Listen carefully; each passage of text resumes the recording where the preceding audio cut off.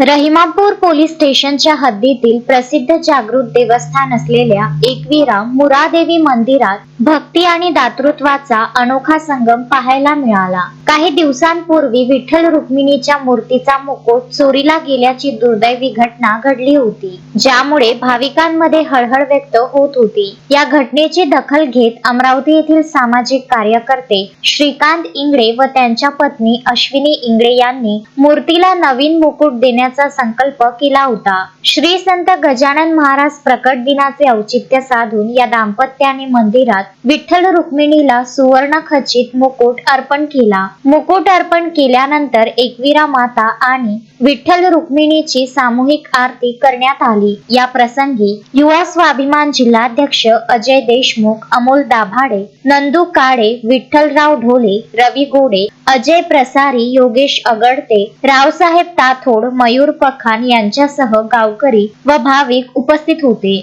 मंदिर ट्रस्टचे अध्यक्ष साहेबरावजी पखान यांनी इंगळे दाम्पत्याचा शाल, श्रीफळ आणि साडी देऊन सत्कार केला व त्यांच्या दातृत्वाचे कौतुक केले। चोरीच्या घटनेनंतर पुन्हा एकदा विठ्ठल रुक्मिणीची मूर्ती मुकुटाने सजल्याने मुरादेवी परिसरातील भाविकांमध्ये आनंदाचे वातावरण पसरले आहे।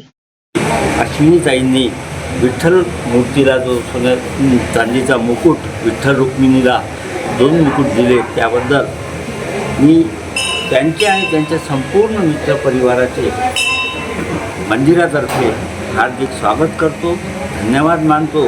रवींद्र वानखडे, विदर्भ न्यूज, अंजनगाव, सुरजी।